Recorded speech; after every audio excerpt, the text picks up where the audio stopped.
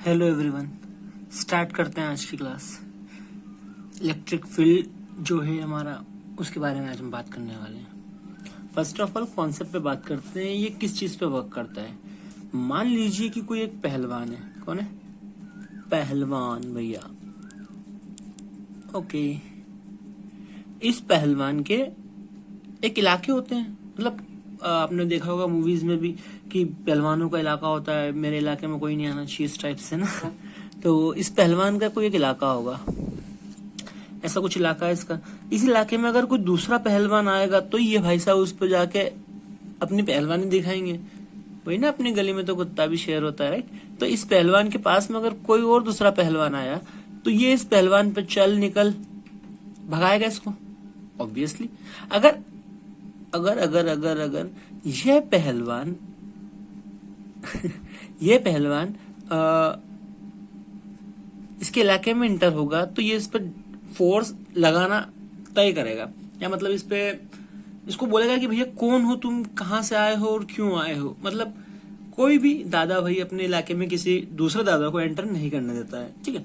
तो main concept क्या है इसका कि कोई भी एक पहलवान के इलाके में दूसरा पहलवान अगर आएगा तो वो उस पहलवान को या तो भगाएगा या बुलाएगा, मतलब उस तक कुछ ना कुछ फोर्स जरूर लगाएगा।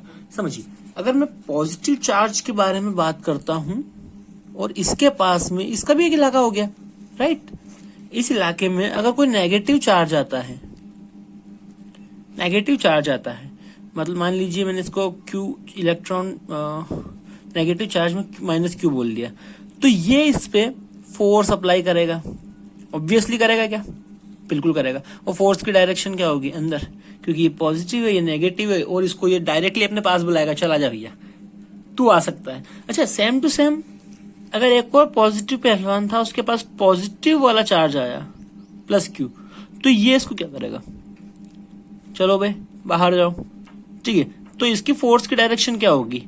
फोर्स की डायरेक्शन हो जाएगी इस चार्ज और इस चार्ज को मिलाने वाली लाइन के अलोंग बाहर की ओर, राइट।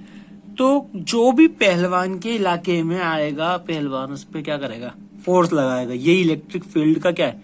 कॉन्सेप्ट है। इसी को कंटिन्यू करते हैं। जब भी किसी भी पॉजिटिव चार्ज, इस पॉजिटिव चार्ज को हमेशा हम सोर्स चार्ज कहते हैं, और जो चार्ज इसके ऊपर बाहर से ला रहे हैं वो पॉजिटिव या नेगेटिव हो, उसको हम क्या कहते हैं? Test charge. तो ये जो पॉजिटिव चार्ज अंदर रखा हुआ है ये हमारा हमेशा सोर्स चार्ज कहलाता है बेटा, और ये दोनों पॉजिटिव लाओ या नेगेटिव लाओ, ये क्या कहलाएंगे? टेस्ट चार्ज, ठीक है। अच्छा, ये पॉजिटिव अगर मैं लाया तो इसको ये बाहर की तरफ धकेलेगा, चलो भैया बाहर निकलो, क्योंकि दोनों सेम चार्जेस है और सेम चार्जेस एक दूसरे को रिपेल ही करने वाले हैं। और ये अनलाइक चार्जेस है, दोनों अलग अलग चार्जेस है, तो ये क्या करेगा? अट्रैक्ट करेगा, इसको इधर बुलाएगा और फोर्स इसी डायरेक्शन में लगेगा। ये सारी चीजें कुलाम के नियम के अनुसार हमने बोली है, कुलम्स लॉ के अकॉर्डिंग ही तो ये सारी चीजें बोल पा रहे हैं। ऑलराइट, अभी यहाँ पे सोर्स चार्ज और इस टेस्ट चार्ज के बीच की जो कहानी होती है वही हमारी इलेक्ट्रिक फील्ड की कहानी होती है। यदि हम इस पॉजिटिव चार्ज की बात करते हैं, इस पॉजिटिव चार्ज को मान लिया हमने क्यू नॉट बोल दिया, जो टेस्ट चार्ज है हमारा ये इसके पास में लाए, पॉजिटिव के पास में, तो इस पे इलेक्ट्रिक फील्ड इंटेंसिटी को आप किस तरीके से लिखेंगे? E equal to F upon q nought, right.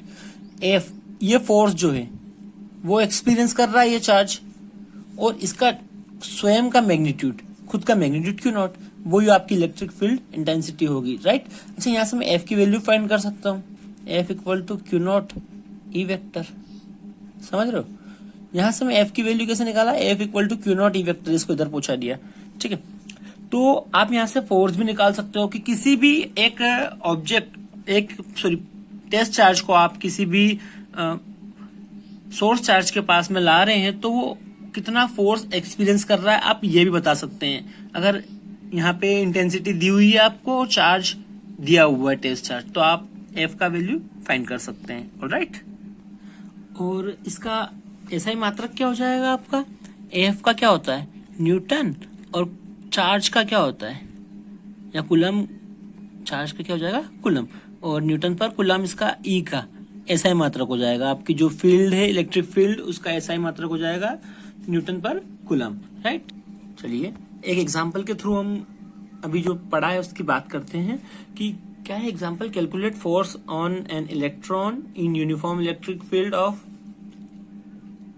5 into 10⁴ newton per coulomb due to north. Okay, तो फोर्स कैलकुलेट करना है। तो यहाँ पे क्या क्या दिया रखा है, क्यू नॉट दे रखा है, क्या आपको दे रखा है एन इलेक्ट्रॉन। एक इलेक्ट्रॉन की बात हो रही है, मतलब एक इलेक्ट्रॉन की बात हो रही है। एक इंटू इलेक्ट्रॉन का वैल्यू कितना होता है पता है आपको? अरे सोचिए, हाँ 1.6 इंटू 10⁻⁻19 कूलम होता है। और आपके पास ई का वैल्यू दे रखा है 5 इंटू 10⁴ न्यूटन पर कूलम। तो फोर्स निकल जाएगा क्या? बिल्कुल निकल जाएगा sir. F equal to q E होता है फोर्स, है ना, ये तो फॉर्मूला होता है। ठीक है, अभी हम एफ का वैल्यू कैसे निकालेंगे? एफ इक्वल टू क्यू का वैल्यू हमारा है 1.6 इंटू 10⁻⁻19 1.6 इंटू 10⁻⁻19 इंटू ई का वैल्यू 5 इंटू 10⁴। ठीक है, तो अब इसका वैल्यू कैसे निकालेंगे आप? कितना हो जाएगा? 16 गुणित 5 80 और दशमलव के एक बाद 0 इंटू बेस सेम है, पावर ऐड हो जाएगी, कितना -15। ओके, अच्छा 1 इलेक्ट्रॉन की वैल्यू माइनस में आएगी ना, तो ये माइनस हो जाएगा, ये भी माइनस हो जाएगा। ठीक है, तो ये हो जाएगा -8 गुणित 10 की घात -15। ये माइनस साइन यहाँ पे क्या दिखा रहा है? फोर्स तो आपका ये आ गया, पर ये माइनस साइन क्या दिखा रहा है? Minus sign direction of force दिखा रहा है, और डायरेक्शन पहले नॉर्थ साइड में थी, तो अब डायरेक्शन किधर आ जाएगी? साउथ में। समझ में आ रही बात? ठीक है, अब अगली बात करते हैं electric field intensity due to a point charge. कोई एक पॉइंट चार्ज है, किसी टेस्ट चार्ज के पास में लाया गया है, तो इलेक्ट्रिक फील्ड इंटेंसिटी कितनी होगी उस पॉइंट चार्ज पे, इस टेस्ट चार्ज की वजह से। ठीक है, सॉरी, इस सोर्स चार्ज की वजह से इस टेस्ट चार्ज पे कितनी इंटेंसिटी होगी। मान लीजिए डिस्टेंस हमने आर कंसिडर कर ली। ठीक है, तो आप क्या कूलम्स लॉ से आप यहाँ पे बता सकते हैं कि फोर्स कितना लगेगा? हाँ बिल्कुल बता सकते हैं कि Q1 Q2 which is Q into q nought upon r square. अरे बता सकते हैं ना, E का फॉर्मूला आपके पास है, E इक्वल टू होता है इलेक्ट्रिक फील्ड कितनी होती है, F अपॉन क्यू नॉट।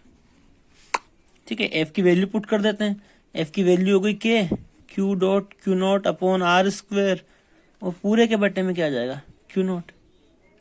इसके बट्टे में कुछ नहीं, मतलब 1 कंसिडर कर लिया, और इसको अपन ने कर लिया k q nought upon r square into 1 upon q nought. Q nought से क्यू नॉट कैंसिल आउट हो गया, राइट। तो आपके पास ई कितना मिल गया? के क्यू अपॉन आर स्क्वायर। इसकी यूनिट क्या हो गई? Newton per coulomb. ठीक है, क्या आया समझ में? हम किसी भी पॉइंट चार्ज की वजह से इलेक्ट्रिक फील्ड इंटेंसिटी निकाल सकते हैं इस तरीके से, राइट। इलेक्ट्रिक फील्ड लाइंस की बात कर लेते हैं। कोई भी सोर्स चार्ज आपका अगर पॉजिटिव सोर्स चार्ज है, और यहाँ पे आपका एक और पॉजिटिव सोर्स चार्ज हमने कंसीडर किया है, इसके पास में अगर कोई यूनिट पॉजिटिव चार्ज लेके आता हूँ इसके इलाके में, इस पहलवान के इलाके में कहीं पर भी, राइट, तो ये पहलवान क्या इस पे फोर्स लगाएगा? बिल्कुल लगाएगा सर। और डायरेक्शन क्या होगी इसकी? इस डायरेक्शन में बाहर की ओर। तो जो पॉजिटिव चार्ज होता है ना बेटा, उससे इलेक्ट्रिक फील्ड लाइंस की डायरेक्शन हमेशा बाहर की ओर होती है। बात समझ में आ रही है? पॉजिटिव चार्ज के लिए इलेक्ट्रिक फील्ड लाइंस की डायरेक्शन हमेशा बाहर की ओर होती है। और अगर टेस्ट चार्ज नेगेटिव लेकर के आऊंगा मैं, -Q मान लीजिए,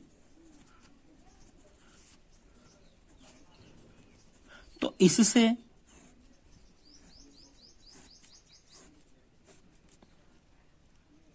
फोर्स की डायरेक्शन हमेशा अंदर की ओर रहेगी, राइट। इलेक्ट्रिक फील्ड लाइंस का जो कॉन्सेप्ट है वो फेराडे ने डेवलप किया था बेटा, फेराडे ने। और ये जो पॉजिटिव और नेगेटिव के लिए बात की गई है, ये यहाँ से की गई है, लेकिन आप इसको जब फिगर में पढ़ेंगे तो आप कुछ इस तरीके से पढ़ेंगे कि कोई अगर पॉजिटिव चार्ज है तो उसके पास में डायरेक्शन कुछ ऐसी होती है बाहर की तरफ, है ना। और अगर नेगेटिव चार्ज है तो उससे डायरेक्शन क्या होती है? अंदर की तरफ। बात समझ में आ रही है? ये लिया गया है सिर्फ पॉजिटिव और नेगेटिव के लिए। जब टेस्ट चार्ज पॉजिटिव लाए हम सोर्स चार्ज के पास, टेस्ट चार्ज नेगेटिव लाए हम जब सोर्स चार्ज के पास, तो हमारी इलेक्ट्रिक फील्ड लाइंस किस तरीके से बनी, राइट। करते हैं। जो पॉजिटिव आप देख रहे हैं इसके लिए इलेक्ट्रिक फील्ड लाइंस आपकी बाहर की तरफ दिखेगी, आपको हमेशा बनती हुई पॉजिटिव टेस्ट चार्ज की वजह से। वो मैंने आपको बताया कैसे बनती है। नेगेटिव टेस्ट चार्ज की वजह से, इस नेगेटिव टेस्ट चार्ज की वजह से इलेक्ट्रिक फील्ड लाइन जो है वो अंदर आती हुई दिखेगी, राइट। ये भी मैंने आपको बताया कि किस तरीके से बना है। समझ में आ रही बात मेरी? ओके। हम पॉजिटिव नेगेटिव के जब दो पेयर्स को पास पास लाते हैं तो फील्ड लाइंस किस तरह से बनेगी वो हम समझते हैं।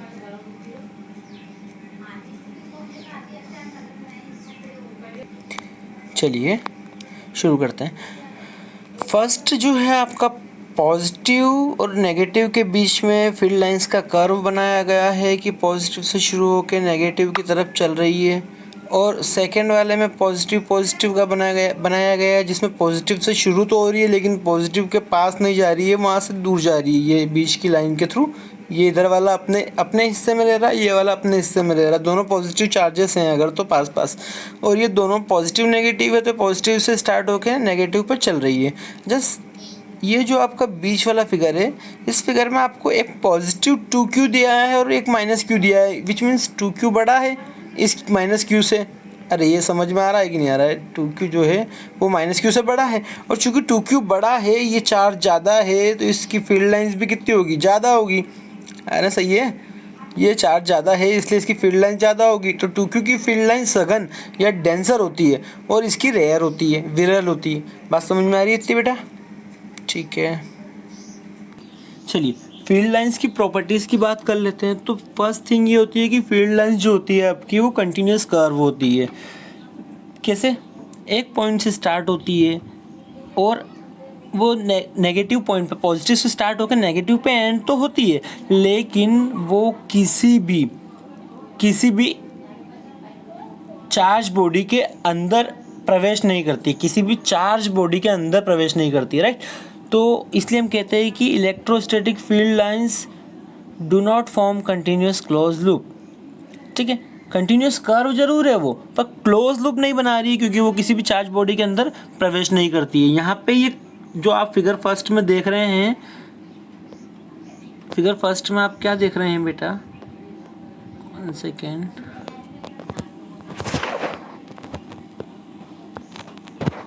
तो ये फिगर फर्स्ट में देख रहे हैं आप, फिगर फर्स्ट में आपके, तो यहाँ पे क्या हो रहा है कि ये +q से -q पे जा तो रही है, कंटिन्यूस कर्व तो बना रही है, लेकिन किसी भी चार्ज बॉडी, यहाँ पे सिर्फ चार्ज बॉडी अगर आ जाएगी तो उसमें वो प्रवेश या एंटर नहीं करेगी, राइट। सेकेंड रूल पे आते हैं हम। इसके सेकेंड रूल आपका ये कहता है tangent to the electric field line at any point gives the direction of electric field intensity at the point. ये जो आप फिगर फर्स्ट में देख पा रहे हैं बेटा, यहाँ पे क्या हो रहा है कि जो टेंजेंट है, इसके साथ में जो टेंजेंट खींची हुई है, वो टेंजेंट आपको इलेक्ट्रिक फील्ड लाइंस की क्या दे रही है? डायरेक्शन दे रही है। ऑलराइट, ठीक है। अच्छा, तीसरा पॉइंट जो आपका है वो बहुत ही अच्छा पॉइंट है, क्योंकि उसमें कहा गया है कि दो फील्ड लाइंस एक दूसरे को कभी भी काटती नहीं है। अच्छा, काट दिया तो क्या होगा? अरे भैया, दो फील्ड लाइंस ने अगर एक दूसरे को काट दिया ना तो क्या होगा बताऊं? देखिए,